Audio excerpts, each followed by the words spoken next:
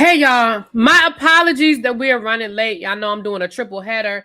I did not think Raising Canaan would run that long, but y'all know I got the run in my mouth. I should have done Belle Collective first and then Raising Canaan, and then the next one we're gonna do is Next Gen NYC. Chuck, you're gonna probably get what you want. I'm gonna finish watching Ladies of London today and go ahead and get Ladies of London out the way. I'll probably do that tomorrow since we don't really have anything. I have Heart and Hustle tomorrow. And then I think somebody else was asking about Love and Marriage Huntsville. I never really did the last part of the reunion. I guess we can do that tomorrow. So I can just get that and clean it up. Y'all know they put Ladies of London on pause, child. The rumor is Margot is threatening to sue Bravo, so they put it on pause. I don't know if that's true or not, but we'll finish up the season. So Chuck, I think I have like 3 more episodes to watch. I'm gonna go ahead and watch them, Chuck, and we'll just do one big review. Because I'm really trying to clean out my DVR. Y'all know I switched over from my DVR to the streaming DirecTV, but I'm really trying to watch everything that's in there because I'm paying for both right now. I'm really not saving any money because I'm paying for both. So I'm trying to clean it out. You don't remember, but if you don't, I was only going to do it for you. So if you don't remember, I was only doing it for you, Chuck. If you don't remember, baby, I won't do it. Because I'm going to be honest, especially knowing that the show not even coming back. I'm just not even invested in reviewing it anymore, honestly. So we might have to just chuck that one up. All right. No pun intended. So let's get into Belle Collective. So we pick up with Belle Collective where we left off, where we have Carrie, her mom, Matt and his mom. And Matt talking about something, I feel like I'm in the middle. See, this is where I have to call bullshit. I have to call bullshit because, Matt, you put yourself in the middle. Because you literally went to your mama and told your mama to talk to your wife. We saw you do that. We saw you go to your mom and tell your mom to talk to your wife. So now that your mom is talking to your wife, now you feel like you're in the middle. It's clear that your mom and your wife already have a bad relationship. So why would you ask your mother to get involved in anything dealing in your marriage? It sounds like that's part of the problem, is that she's already involved in y'all's marriage. So why would you ask her for her help? Number 2,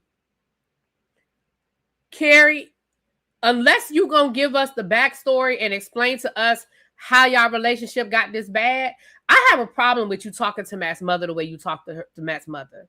And when Matt's mother asked your mother if Matt talked to you the way she's talking to me right now, how would you handle it? And when your mama said he'd be picking his teeth up, that should have given you pause to understand, wait a minute, maybe I'm being out of pocket right now. Because at the end of the day, that's still his mom.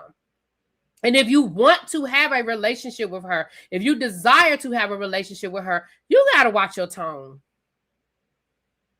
You don't have to like what's coming out her mouth. And I'm not even saying you got to let her get away with it. But some of the stuff that you say is going a little deep.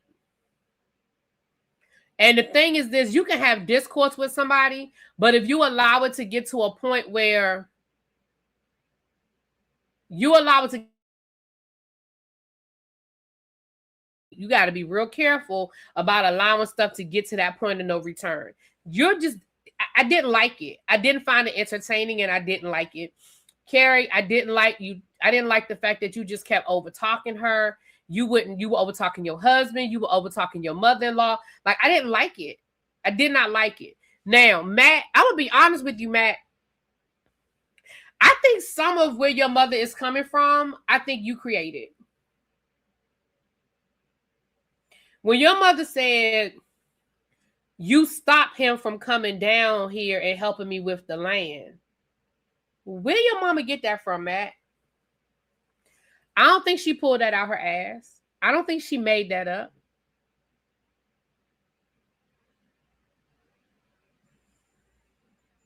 Where did she get that from, Matt? I think that, Matt, you be putting batteries in the backs, and then now that it's blowing up, now you sitting back want to act like, woe is me, woe is me, woe is me. But I think you're creating some of this shit. I think you are putting certain things in motion, and you are creating certain things. That's my opinion. Now, Carrie, I'm going to be honest with you. Based on some stuff I saw later on in this episode, I'm really convinced that you putting 20 on 10 because you're trying to keep your job. Do I think that Carrie and her mother-in-law have real conflict? I do. I don't think they made this up for the show. Do I think that it's being exaggerated for the purposes of the show? Absolutely, I do. Absolutely, I do. I absolutely think it's being exaggerated for the purposes of the show.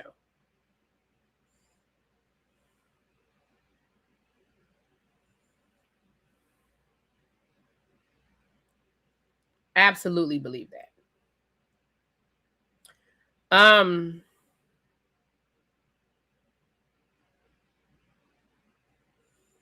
do not think we needed all of these scenes. Like, we literally got 2 scenes this episode, 3 scenes last episode, 2 scenes the episode before.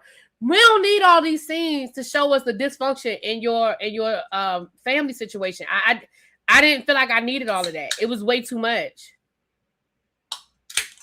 I didn't feel like I needed all of that.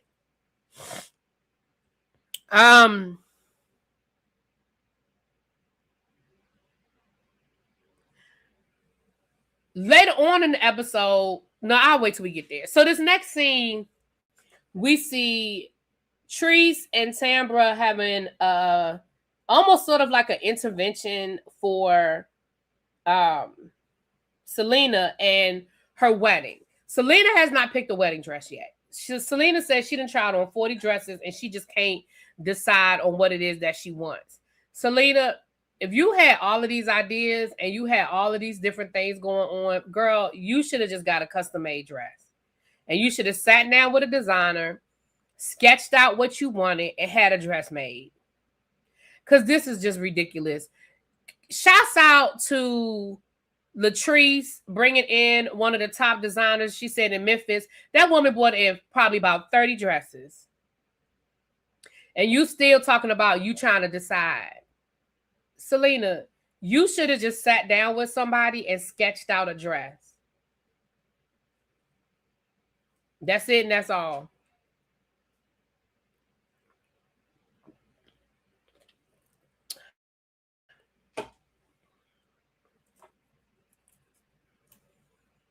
That's it. That's all. That's my opinion. That was pretty much the only thing that went down in this scene. Selena trying on the dresses and basically them telling her, girl, you need to get on it. We see that she's going to have a bridal shower where she's going to work with the wedding planner. Now, the wedding planner is out of town. So Selena, this would be Selena's first time really sitting down and talking with her. Honestly, that's not necessarily when we get to the bridal shower and I see, you can tell that they talked. You can tell that they had very extensive, I should say, conversations. The fact that woman had the different place settings, the fact that she had a setup for her son, the balloon, like you can tell that her and Selena had conversations. You don't have to be in town with somebody, especially nowadays, baby. You can Zoom, you can FaceTime. I can send you pictures. You can send me pictures. You probably have a whole Instagram page full of events that you've done. And I can say, hey, I really like that balloon setup. I really like the way you did that place setting. Hey, I want something set up for my son to honor my son. Like, it's not a big deal that she didn't have a chance to sit down and talk to her wedding planner. So her name was Miss Shirley. So I'm not mad about that part because especially when we got to the shower, you could tell that they definitely had conversations. So that was pretty much that. Like I said, Marie took her kids and her father to a building that she had that she's going to rehab because she said that the lease was up in her old office space and they wanted to increase the rent by $5,000 a month.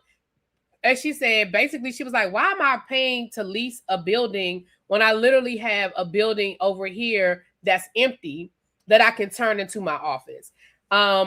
Marie said she's had that property for like 12 years. Now, she rehabbed it once and probably rented it out for a while. But it's probably just been sitting empty. It's probably not in the best area, and maybe that's why she didn't want to. But that was really smart for her to say, listen, What's up, girl? What's the tea? Hey, boo. Selena been on Lifetime dancing competition show and dancing dog. Oh yeah, I know that, boo. I know that, Andre. Thank you, boo.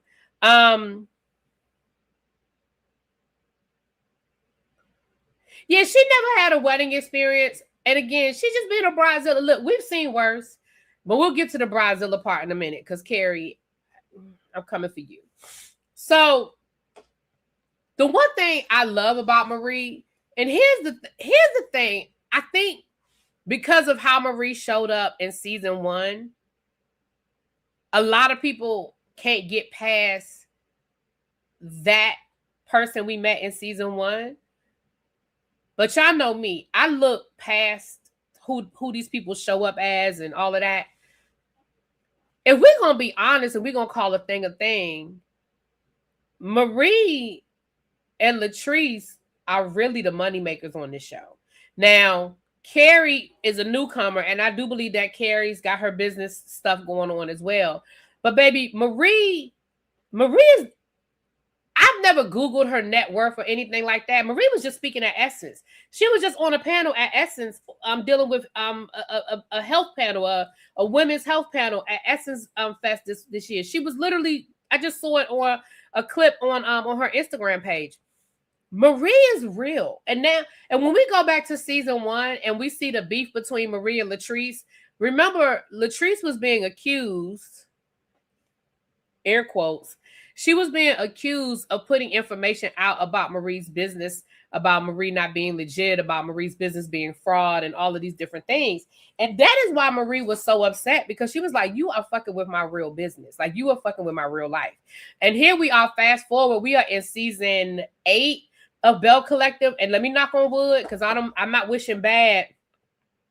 I'm not wishing bad on Marie, but we fast forward to season 8, and we've never heard any of these accusations come to fruition. She ain't been arrested, she ain't been indicted, she ain't been charged with none of this stuff that allegedly if you go back to season 1, she was committing Medicare fraud and all this other stuff. Now again, I ain't wishing bad on you, Marie, so I ain't wishing nothing bad on you, baby girl. But we've never seen any of this come to pass, so I have to assume it was bullshit. But Marie is really making moves. Marie is really doing the damn thing, right? I know we get caught up in her antics and her personality, that can be a little rough. When I look at Marie said, baby, I'm trying to retire next year. Well, this year. She said December the 5th. She said that'll be 20 years. And I do believe Marie has put herself in a financial position to just live off of what she has built. Retire don't mean see, I told y'all this before. Entrepreneurs are people who make money. They don't necessarily. I told y'all that story about Oprah. Did I tell y'all that story before? All right, I'm gonna tell it again. I'm gonna make it real quick. I met this guy one time when I was doing radio. He came in. He was being interviewed by somebody else, and we were just kind of talking. And it was the equivalent of the green room. It wasn't really a green room. It was kind of like a little lounge where we used to hang out. But we were in there talking, and he was a black guy. He was an entrepreneur.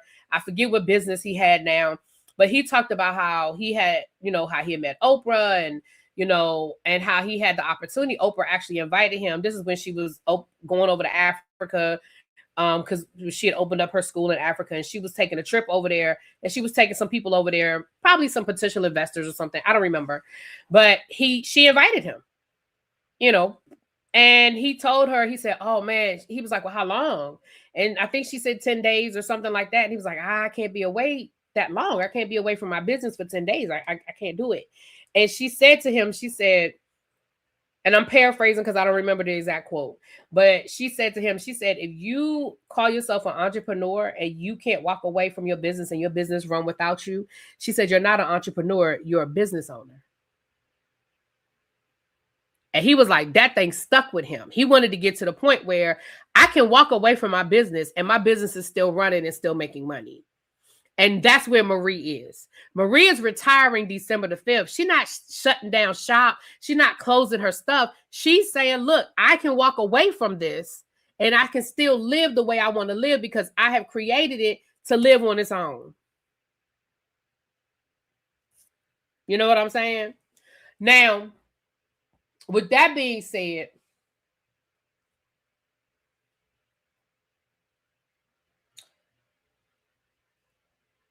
I love that Marie is showing her kids. I love that Marie is saying, I built this legacy. Now it's time for y'all to pick up the gauntlet and carry it. And let me be clear in what I'm getting ready to say, because I don't want nobody to misunderstand my words that are getting ready to come out of my mouth. I 100% understand and support what Marie is doing. I think it is great how she has built a legacy that her kids can step into, and she's willing to teach them and show them so that they can take over the reins and they can run the business. Full stop. Full stop.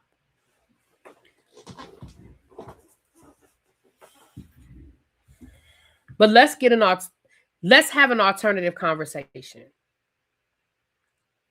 I think the reason why a lot of family businesses don't thrive past the first, maybe second generation, not all y'all, but why some don't, is because even though my parents may have built a great foundation, let's say in the funeral home business, I may not be interested in the funeral home business.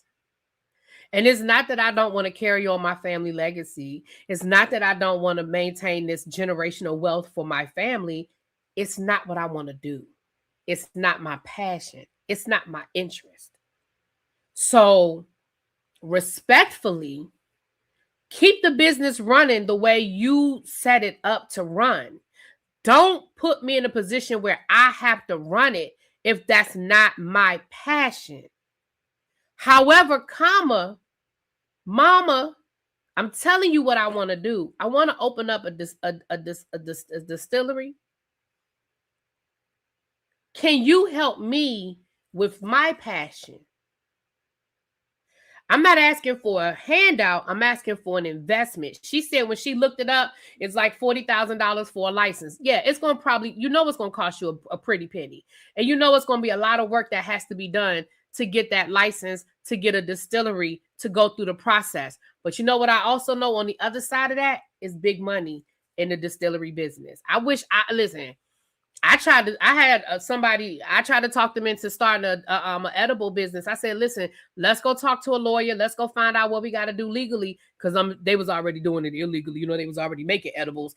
I was like, you're a great cook. People are already buying your product.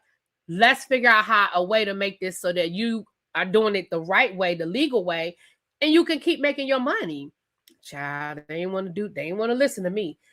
Again, I can understand her apprehension. Her whole business is built on helping people get off of drugs. So she may not necessarily want to go into the business of the distillery, but that's what he wants to do.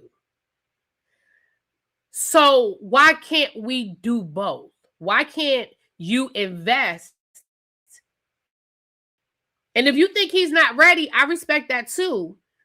But put him in touch with some people. You know what I'm saying? Because I think that's part of the reason why we see these family businesses and we be like, oh man, this business was doing so well. But once the daddy died, it just went downhill. Them kids let this business go downhill because they weren't interested in it.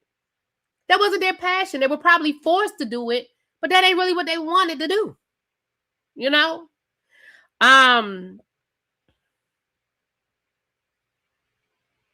They make it hard for us when it's our big. They do quake. That's why I said it wouldn't be easy. It wouldn't be easy. I think her daughter might have, right. Her daughter might be the one that is willing to take over, but of course she's not age-wise and education-wise. She got about 10 years to go. But yeah, start grooming her. She said she want an office. You know what I mean? So I think we have to do a better job of hearing our kids. And I'm not saying everybody's in a position to do it for their children, but Marie, you are. Now, I ain't saying make it easy for him. Make him do the research. Make him bring you a business plan. How much is it going to cost? What is it going to look like? And I'm investing. I'm not giving. So either I'm going to get a percentage off the profit, or you're going to pay me my seed money back and you keep all the profit. But make it legit. Don't make me, I'm not saying make it easy for him. I'm just saying help him. And if you have to create a totally separate entity, because again, This business is dealing in mental health and helping people get off of drugs. Maybe the distillery, you don't want it to, the 2 and 2 probably don't need to connect. That's fine. Keep it over there. Keep it over there. But that's his passion.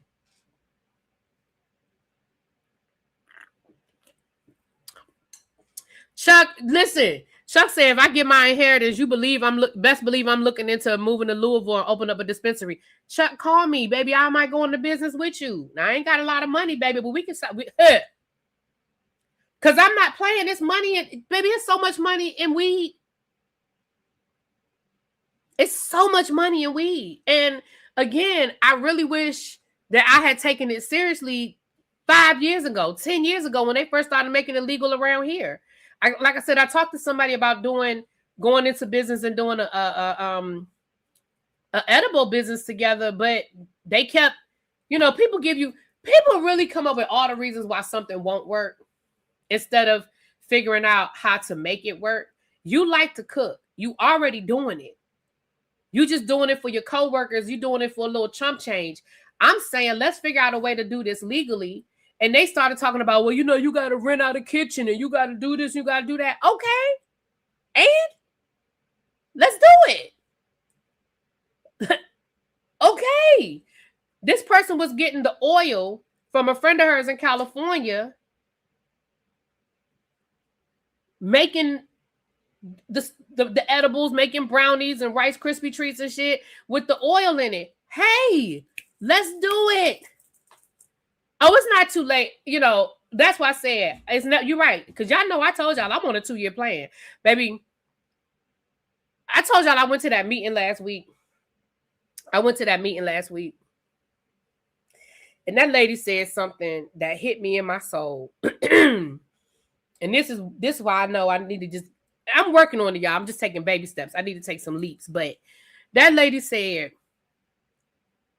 in the business that I'm in now, I'm trying to build up my team. This lady, she's like my up line in the travel business. She said, I wake up when I wake up when I, what she said? Damn, now I done fucked it up. She said, I go to sleep when I'm tired and I sleep till I wake up. That's what she said. She said, I sleep till I wake up and I go to sleep when I'm tired. I said, you know what? That's the life I want. I don't want an alarm clock. I don't want to have to get up every morning to an alarm clock. I want to sleep till I wake up. If I want to stay up till 3 in the morning, I want to stay up till 3 in the morning. Like, that's the life I want, y'all. That is the life I desire. If I decide I want to fly out and see Chuck, I want to be able to be like, Chuck, what you got going on next weekend? I'm about to get a flight. I got my laptop. I can work from my laptop wherever the fuck I decide to go. I don't want to have to check my balance before I book a plane ticket. You know what I'm saying? Anyway, I'm left. Let's come back to the center. This scene was cute. Tambra Latrice babysit London Simone. It was cute. You know what I mean? It was a cute scene. You got to see Cliff. Cliff was cute with the baby. That baby, that London Simone was giving Latrice a run for her money though, baby. That London Simone, them toddlers ain't no joke. Let me tell y'all something. Baby, them toddlers ain't no joke. Y'all know I love my nephew. I love my nephew down. Y'all know that. But baby, when he was in that phase, I told my sister, I said, listen,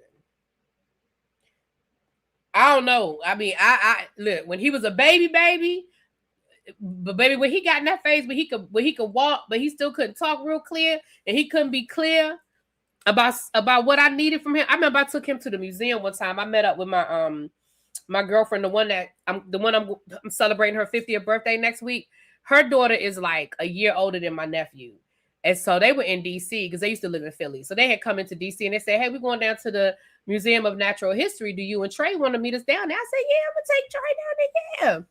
Baby, first of all, I ordered me an Uber. And the Uber wouldn't let us get in the Uber because they were like, he need a car seat. And I was like, damn it, I wasn't even thinking about that. See, when you don't have kids, you don't think about that kind of shit. So then I had to get my dad because I didn't want to get on the subway with him. I didn't want to do all of that, baby. That was doing too much. I was going to be doing too much to get on the subway with him, okay? So I got my dad to drop us off at the museum, and I was like, she said, my friend said she would bring us back because they drove down. So she said, I'll take y'all back home. Cool. Baby, we got in that museum. Baby, he wore me out. I remember, first of all, I accidentally hit him in his eye. And I said, my sister ain't going to never let me. Because I've taken him out before. But I don't know. I said, my sister going to be like, you on punishment. Because I just knew his eye was going to swell up. Don't ask me how I did it. It was an accident. I forgot what happened. But somehow or another, baby, I hit him in his eye. The baby was crying. I was like, oh, my gosh. I done tore this baby face up. His face going to swell up. And really, it ain't his mama I'm worried about. It's really his daddy. His daddy will put me on punishment faster than his mama will. Baby, his daddy don't play no games, okay? His daddy would have been like, what happened to my son? Baby, we was running around that museum. Baby, they wore me out. When I tell you they wore me out, the two of them wore me out. Do you hear me? I said, I don't know how you do this every day. Like, by the time I got that baby home, he was fine. I needed a nap. Okay? But it was cute to see Treese with the baby. It was so cute. Tamara and Damon, I don't even know if that's her boyfriend, whatever he is. Okay, they went out on a date, child. So we get to, I swear my youngest niece and I were going to have to beat the ish out of each other when she learned words. That little heifer cussed me out correctly. Not correctly. See, it's one thing to get cussed out. It's something else to get cussed out correctly. Let me tell you something. My nephew is going through, he's got a smart mouth. He gets it honest because his mama, y'all have heard me talk to my sister. His mama got a smart mouth. And you know who else got a smart mouth? His daddy. So he gets it honest because both of them are sarcastic mother, you know what. It was so funny the other day, Father's Day, we were eating dinner. And my nephew, we were talking about something. I don't remember what we were talking about, but I know my nephew got ready to say something. And my sister said to him, she said, before you say what you get ready to say, I want you to think about it. She said, I want you to think about what you get ready to say. Is this something that's going to get me in trouble? I want you to think about it. Baby, that thing was funny to me because he leaned over. And I don't remember, but I knew what he was getting ready to say was going to be something smart. He was getting ready to say something smart out of his mouth. Baby, she said, I want you, before you say what you get ready to say, I want you to think about it.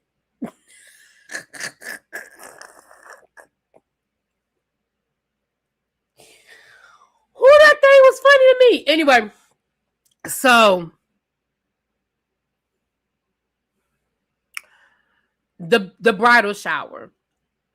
That bridal shower was beautiful. Miss Shirley, you did, from what we could see, and I don't know if all of that was Miss Shirley or production helped. I don't know. But baby, that thing was beautiful. That was a beautiful, beautiful setup. It was gorgeous. It was a gorgeous setup. She had the different place settings, so Selena could pick which place setting she wanted for her reception. She had, again, I told y'all she had the setup for her son because Selena wanted to make sure that her son was included in the ceremony. So she let Selena see that. She had the balloons set up. It was gorgeous. And the family came. We saw Mike's mom was there and that kind of thing. But that was gorgeous, y'all. That was beautiful. But let me say something. Carrie, here's where I now believe that everything you do is just for the show. That you are just trying to keep your Belle. Because you asked Miss Shirley, was Selena a bridezilla?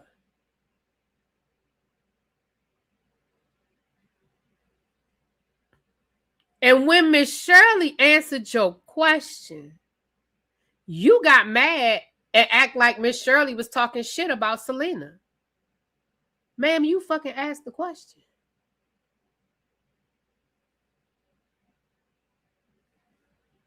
You asked that woman, was Selena being a bridezilla? And the woman said, well, you know, she wasn't that bad. I just need her to make sure she call people back because they can't move until she tells them what she needs them to do. I don't feel like what Miss Shirley said was a problem. And you was bucking at that woman to the point where Leticia had to pull you away and you was still walking off mumbling. That made no sense. I said, see, you just doing shit for the cameras. You just doing shit for a moment. Because this didn't make no sense to me. None of that made any sense to me. Girl, you was doing that for a moment. You just needed a moment. Because that was so unnecessary. So unnecessary.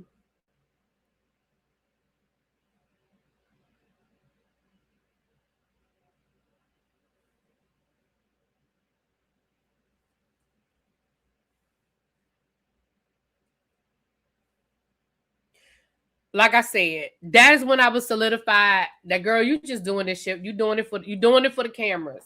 This last scene, again, I don't care.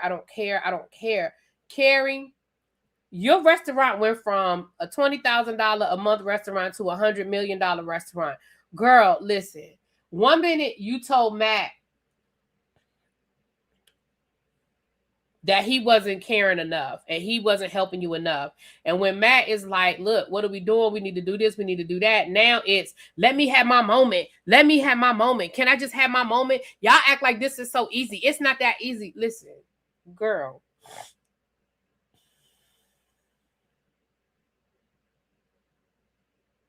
Because I feel like what Matt is trying to tell you is we got to cut our losses. We put it on the market. We've had 2 buyers that fell through. We can't keep eating $20,000 a month. We just can't keep eating that. So we probably going to have to just let it go. Just close and just let it go and cut our losses. Now, at the end of the day, if that building is a lease, you still got to pay the rent every month. But I'm sure that the rent on that is cheaper. Well, no, y'all are trying to sell. Are they trying to sell the actual business or the... Anyway, I feel like what Matt is telling you to do is almost like the equivalent of letting them repossess the car, letting them foreclose on the house. Like, girl, just stop paying. Let what's going to happen. We'll just stop paying on everything. Close it up. We don't have to worry about payroll and all that kind of stuff. And just whatever's going to happen is going to happen. I don't know if I necessarily agree with that part. I think they should continue to be aggressive in trying to find a buyer. But because at the end of the day, especially in this economy, it may not be that easy for a buyer. But in the long run, I would, and I'm sure outside of the cameras, they are doing this, but I would just talk to a business attorney or somebody like that can really give me what are my best options with the least amount of impact to my finances. You don't really worry about your credit so much when you have a business because you always have that. You can put your business up as collateral kind of thing. So that's not as big of a deal, but I wanted Matt to yell, shut the fuck up and let me... Right, like you wouldn't even let that man talk. Like you didn't know what he was trying to say or not trying to say because you never let him fucking finish the sentence and finish his thought. It was just frustrating, y'all. It was frustrating and I was over it. If I'm being honest, I was over it. And I'm kind of over this. Carrie, I'm all here for you being a boss. I'm all here for you, and these restaurants and stuff. I'm sorry this one didn't work out for you. But like he said, listen, sometimes in businesses, all your businesses aren't going to be $1 million businesses. All your businesses, you're not going to hit them out the park. This one ain't working. You have 2 other restaurants you can focus on. Unfortunately, this one didn't do it. And that's business. It's all about risk and rewards. This one, the risk didn't meet the reward. You didn't get the reward. So we have to figure out as business people what to do that's going to be the least impact to our finances. And it was just frustrating to me. And then the mama showed up just for them to start arguing all over again. I don't care no more.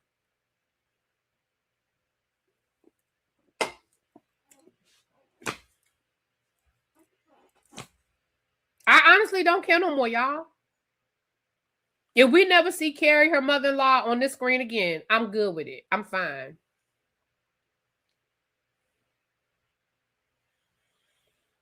Anyway, that was pretty much that, y'all.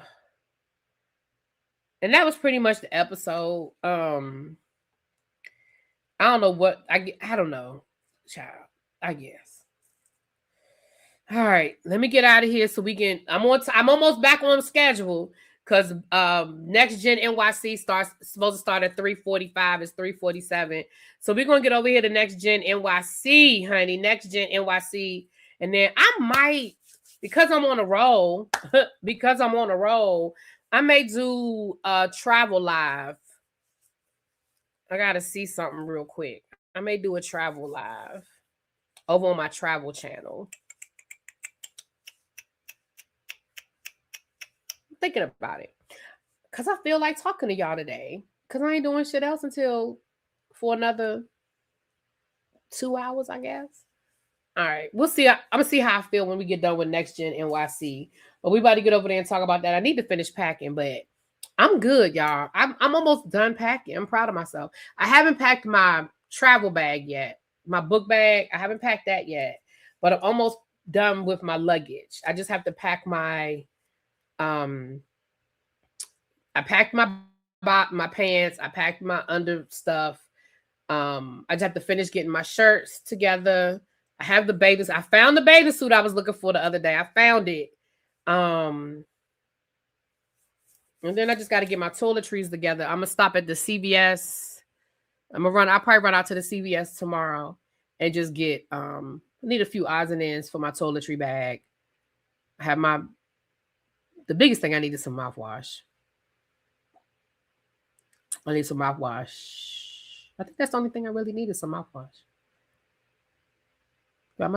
Anyway, we finished. Meet me over there for Next Gen NYC. I'll talk to y'all later. Peace.